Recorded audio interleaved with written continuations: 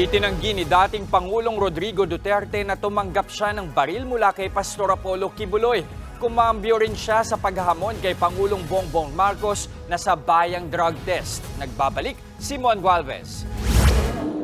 Sa kanyang pagharap sa media kagabi, muling natalakay ni dating Pangulong Rodrigo Duterte ang charter change na isinusulong ng ilang mambabatas. Ayon kay Duterte, wala naman daw siyang problema sa tsa-tsa, pero dapat daw ay ang publiko ang makikinabang dito. May paalala rin si Digong sa mga mambabatas na mag-aamyenda sa mga probisyon sa konstitusyon. Kayong mga congressman o senador,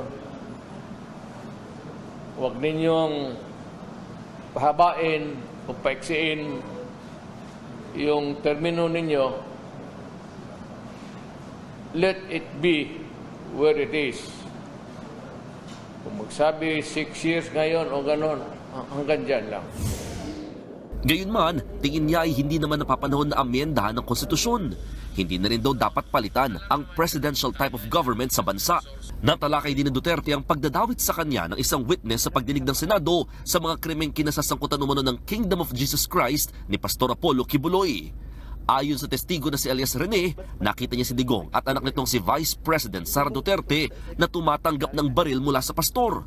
Mariin niyang itinanggi ng dating Pangulo. Kami magtanggap ng baril kay Pastor Kibuloy. Ako pa ba ang mag-deliver sa kanya ng kanyon bukas o machine gun? Bakit man si Pastor mamigay ng baril sa akin? Saan siya magkuha? Kung magsabi siya wala siyang baril, bigyan ko siya. Una na rin itinanggi ni VP Sara ang pagtanggap ng baril mula sa pastor. Inilahad naman ni Duterte na hindi niya rin alam kung saan nagtatago ngayon si Kibuloy. Natanong din si Digong tungkol sa hamon niya kay dating Pangulong Bongbong Marcos na magpa-drug test noong nakaraang buwan. Bakit ko iproba? It is for him to sit in the Luneta Park. Pagpakuha siya ng dugo doon, independent entity o doktor, magpakuha rin ako, sige, pati ako.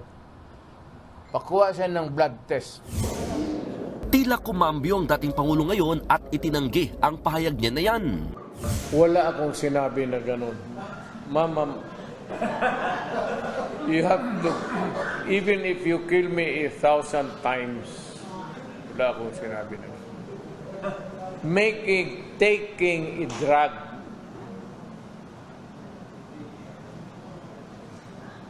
pero kung sabihin mo, addict, wala akong sinabi na ganun. Patayin ako ni Marcos niyan. Maawa ka naman sa akin. Matanda na ako. Nagbabalita mula sa frontline, Mon Gualvez, News 5.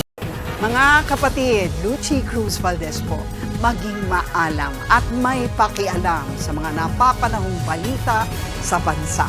Tumutok at mag-subscribe sa News 5 social media pages.